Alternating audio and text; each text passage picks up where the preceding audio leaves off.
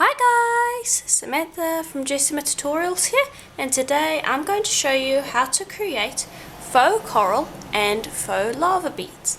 So we're going to start with a quick colour recipe for the faux coral, and today I am using Cernit. So the colours that I'm using are orange, Xmas red and translucent. And so what I'm going to do is I'm going to use a little cutter to cut out one of the orange and one of the red, and then I want to cut out as many from here as I can. So let's see how many we can cut out. So that's 6, 8, 10, we should be able to get 12. Okay. So I'll mix 12 translucent with those two. Okay, and you can use any brand of clay that you want, but today I'm using Cernit because I'm planning a project with this and I want it to have a really nice buff on it. And Cernit gives the best buff by any clay brand, as far as any clay brand is concerned. So that is why I am working with Cernit, because this is essentially a two-part project, and so I want Cernit to be the clay for my project. So I'm just going to scrape this around to pick up the rest of the clay, and that's your colour recipe. Now all you do is you want to marble this. I don't want to mix it through completely. I don't want it to be one solid colour. So just pop it all together and then just start somewhat marbling it. And you want quite a heavy marble so that it barely looks like any of the colours are separate. But you don't want to use the pasta machine because then it's just going to become one solid colour, and I want it just barely off one solid colour. So just take it, roll it out, and then kind of just squish it back together. And you don't have to marble it in any specific way, just kind of mix it all together. And then I'll stop after I can barely see these lines anymore.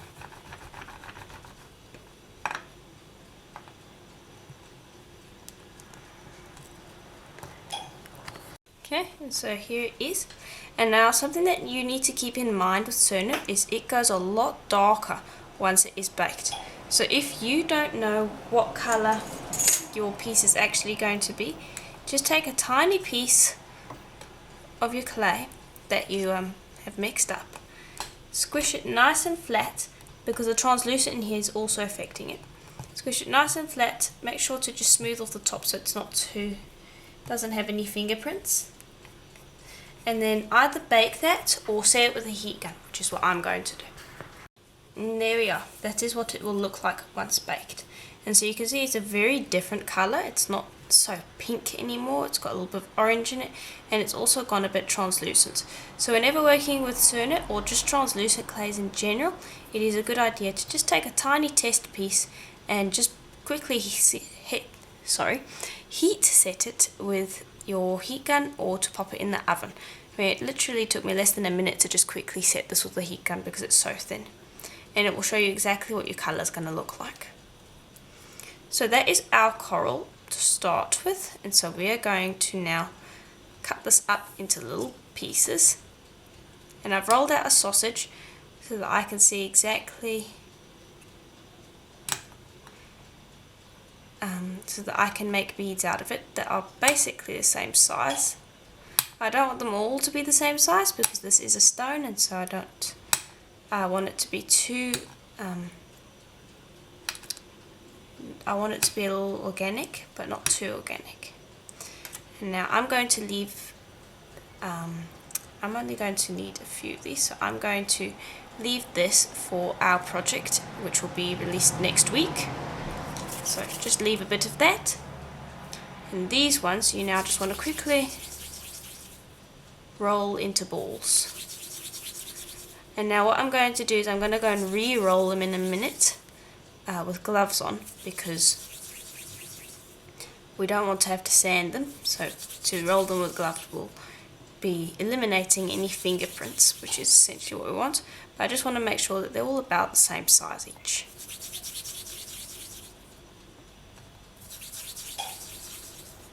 There we go. Okay, so that's our coral so far. I'm just going to pop that to the side quickly, and I'm going to go bring over a few things. Okay, and I'm just going to be using these two tools. One's a little piercing pen and one's a little scratching tool. And if you're looking for these, they are on my Etsy shop. But you can use any tool really to do this. So I'm just going to quickly roll these so that I get rid of any fingerprints I had, and I also want to just adjust them into a more round shape. And then just take this and kind of make these little marks across it. They don't have to be too deep, but you do want to make a few. And then I like to go and make little scratches with this tool. And what we're going to do is we're going to antique these after baking. And coral naturally has these sorts of things. And that's why I'm saying I don't want them to be all the same size, because these are supposed to be natural looking beads. So I'm just going and adding all of these, and the more marks, the more interesting it looks, I find. So my oven just finished, so just continue making all of those little marks until you're quite happy with it. And I find that if you're doing dots, it's best to do most of them in little clusters, but you can do quite a few on their own. Okay, and that's fairly marked up. Okay, and so I'm going to just pop that to the side, and I'm going to do the same for all of these other little pieces. Okay, and so now that all of our coral is finished, we are now going to make some faux lava. So I'm just using some black cernet, and I've rolled that out into a log 2. And all I'm going to do is I'm just going to trim out some beads, like so. And I'm using the gloves because I don't want to get fingerprints on these either. So I'll just cut out a few, that should be enough.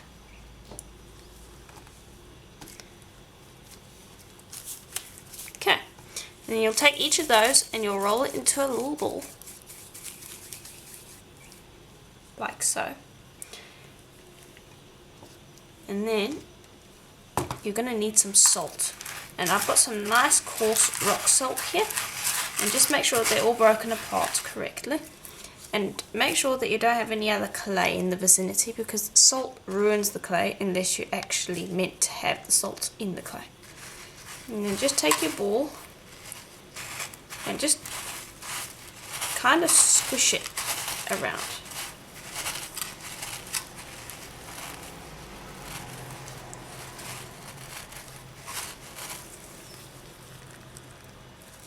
And just make sure to do this over the bowl. And what we're trying to do is we're trying to lodge salt crystals into this. And this can take a little bit of trying because, well, the salt doesn't directly stick to the clay. And then you want to take that and roll it into a ball.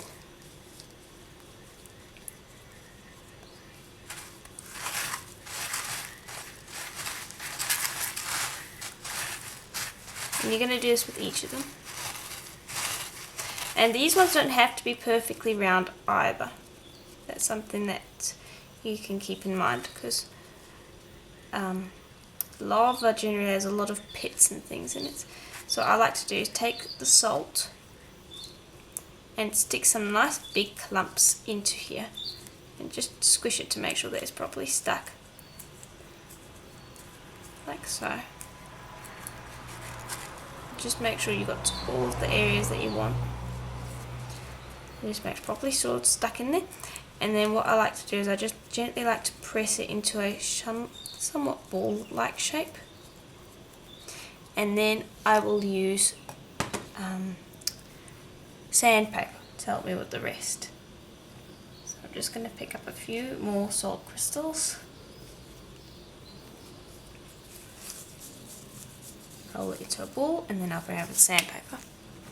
And you're going to want 2 coarse pieces of sandpaper. And just kind of use them to roll your piece.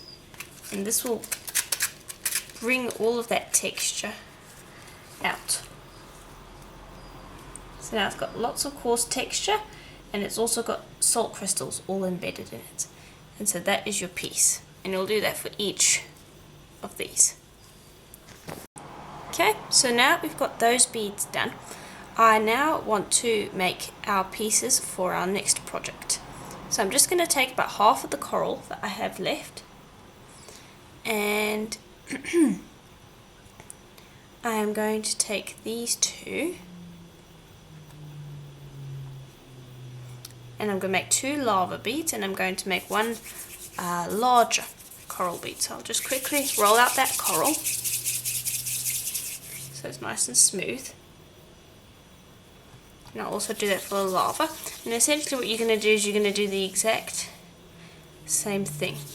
The only difference is that I want the coral, instead of it to be a round, I want it to be a rondelle.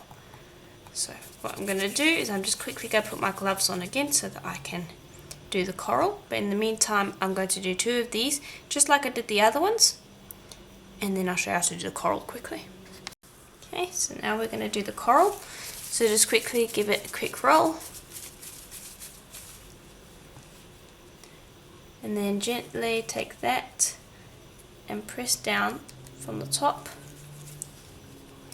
to flatten it out into this rondelle shape. And then I'm going to focus on the front first. I'm going to add some dots.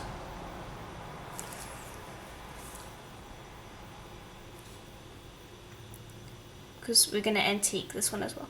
And this will be for our pendant. So today we're going to be making a bracelet, and then next week we're going to make a pendant to match that bracelet. Yeah, just go around and kind of lightly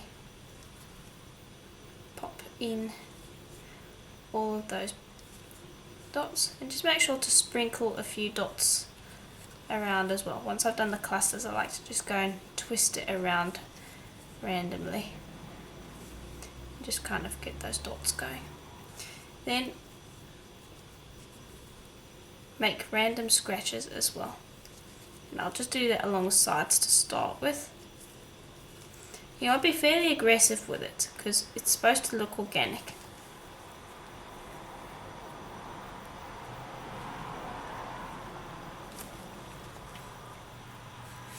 Okay, and try and vary your depth. Some of them should be deeper, some of them should be longer, some should be shallower. And there we are, that should be your rondelle to go. And then all of those beads are going to go in the oven at Cernet's recommended temperature this time around. And let me just quickly bring them over. I've just popped them onto a piece of tissue paper so that they don't stick to each other. And they'll go in the oven at Cernet's recommended temperature for a full hour, and then when they are done, we will antique them, and we will also rinse these in water. So when these come out of the oven while they're still hot, pop them in water and just leave them there for probably around half an hour, and the salt will dissolve. So I will do that, so next time you see these, they will have no salt in them at all, and these ones we will antique. Okay, and so here are our coral beads. My lava beads are in a sink full of warm water to dissolve the salt. The warmer the water, the quicker the salt will dissolve. And so while those are busy, we are now going to antique these. And so I've just mixed up this paint, and we're going to be using black Americana paint. And I'm just going to put a bit like that, and I'm just going to kind of smear these all in here. And this is just going to be the easiest way to get the paint on. And if you don't like getting this messy, I don't mind it. It's kind of part of the fun process. You can always use a glove. But what you want to do is you want to take that paint, get it on the bead, and then almost rub it in, like I'm doing here. And then I've got a wet wipe off to the side, and when I'm done with them, I'm just dropping them onto the wet wipe, and then when they are dry, I will rub this paint off so that it only remains in the cracks. But you want to almost massage the paint into these cracks. So have a bit of fun with it. It's kind of mucky, but fun overall. And now if you wanted to, you can use some brown paint as well. I generally like the black because when it is against the red, it looks really nice. But you could use some brown with the black paint or just plain dark brown. It's completely up to you. And another thing with coral is it does come in a few different colours. The red is definitely my favourite, but I do know that you can get some whites and you can get some pinks. So you can play around with those colours as well. Just make sure that you make the coral semi-translucent. Okay, that's done. Now I'm just going to quickly grab a wet wipe, clean a tile, and then we can move on to the lava beads. And once those are dry, we will wipe the paint off. Okay, so these are almost dry. So the first thing I want to do is I want to just pop them into the wet wipe. And just kind of rub them around in there to get rid of all of that excess paint. And that will clean them up pretty well. And I'm just going to move them onto another one.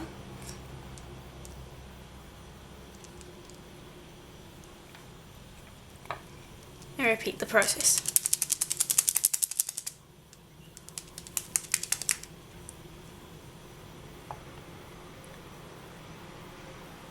Okay. And it might need a little bit of help, but just when you're doing this, be careful because you can rub off too much paint. Okay, and so we've got them basically pretty much cleaned. We just need to let this dry completely and then we can rub off the remaining pieces of paint.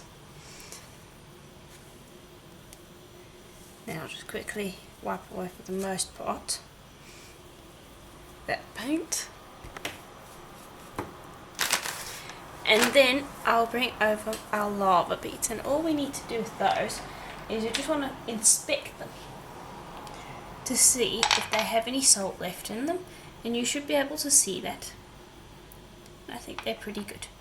And so that is our faux lava. So we're going to quickly drill these. And I'm just going to use a pin drill. And I'm just going to start on one side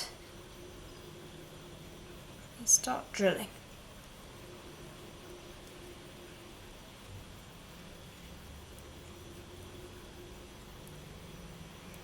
Okay, and now just place your finger on the one side and just hold it there, and you should be able to feel when that drill is about to come through.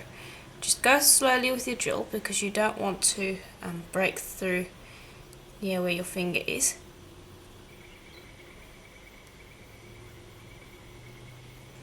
I think my drill bit might have gone down. Sometimes that happens. If that happens, just open this up, pull it back up, and then screw it back on again. That happens sometimes. Go back to that, and again, just hold your finger where you think it's going to come out. And now I can feel it coming through. You can also see it starting to come through. When that happens, retract your drill and go in through where you think it's going to come through. And that way you'll get a much neater hole, because when you break through, if you were just to drill one way, you'll end up having cracks. If you do it this way, you end up with a much cleaner hole. Okay. And now for two of these, I want to actually make the hole bigger. So I already have one of my drills hooked up with a larger drill bit. And the reason I'm doing this is because in our next project we're going to be using some suede. and so we're going to need a nice big hole.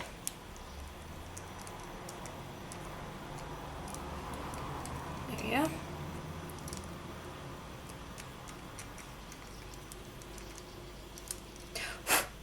So we'll drill the holes that big, and I might make them a little bit bigger, but we'll see.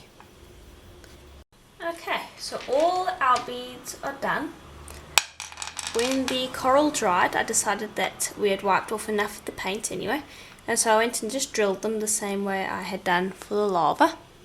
And so now what you want to do is you want to grab a piece of wire and just make a little bend at the end like so,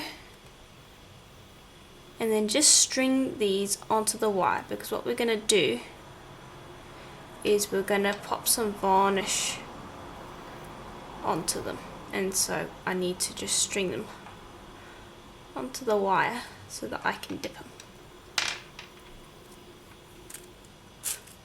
And so just string on all of your beads, and we're going to be using Varathane today. And now if you don't have a nice big jar of Varathane, what you can do is you can just take whatever amount you have, so long as it's a fair amount, pour that into a tall glass or something like that, and then you can dip your beads into that and then pour the Varathane back into its original pot. So almost done here.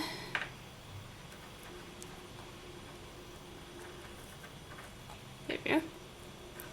Okay, so there we go. Just string them up against each other like that. And then I'm just going to make a kink in the wire on this end, and then I'll bring over our pot.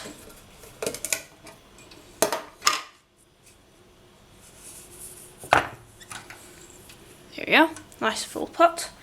And I'm just going to take this and I'm going to dip it in.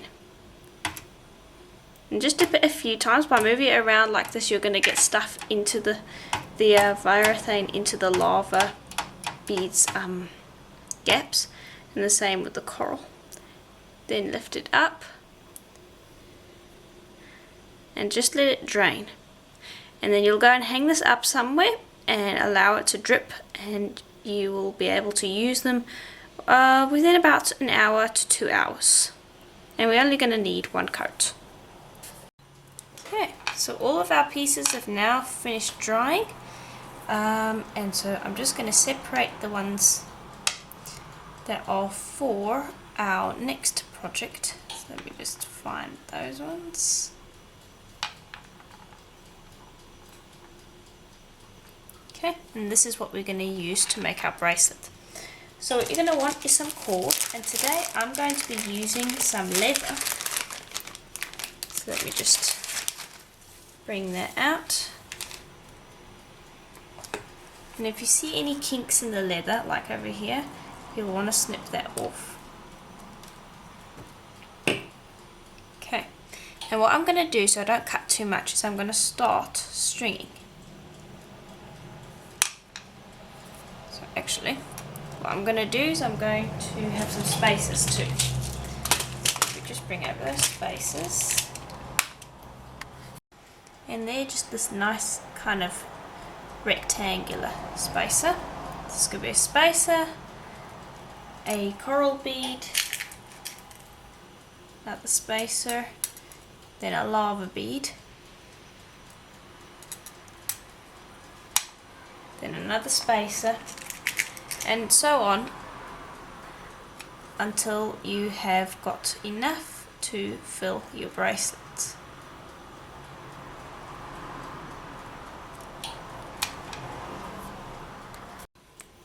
So here is what our bracelet's going to look like so far.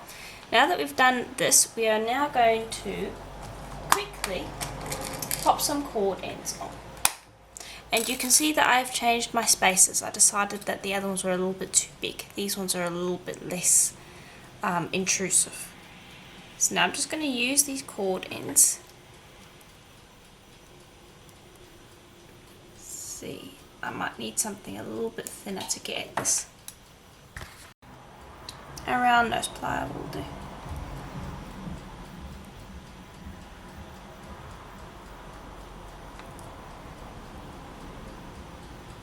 just squeeze that tight.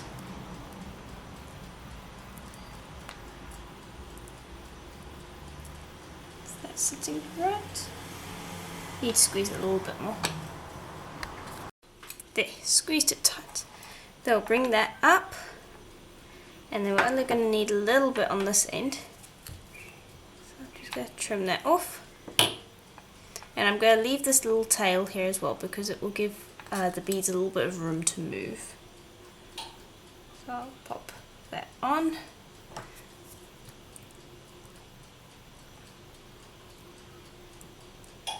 And this can be a little fiddly. There we are. And I'll just squeeze that tight.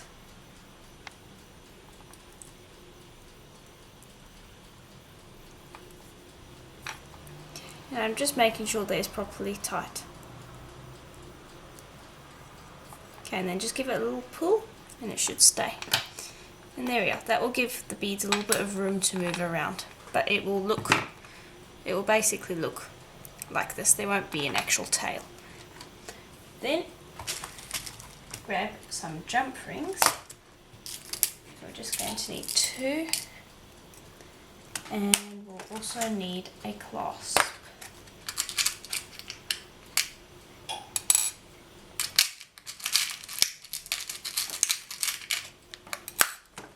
Okay. Grab your jump ring. And let me just find that open end. And your clasp. And you'll just pop that onto the end of your cord end.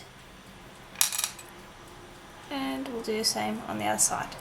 And it's quite effective. You could make a necklace like this as well. The necklace would look quite pretty. But we're going to be making a matching necklace in the next video. So look out next week for that video. Okay. And there we are. That's how that looks.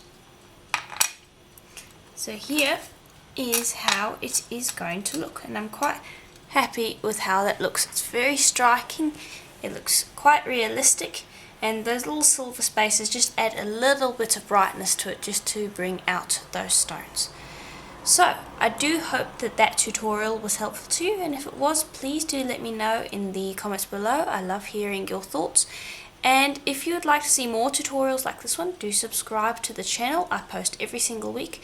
And if you would like more in-depth tutorials, more complex techniques and things like that, please do consider checking out my Patreon account, where I have a polymer clay membership and community, and there's lots of things going on over there, so that would be super helpful if you could check that out, and links to that will be in the description below.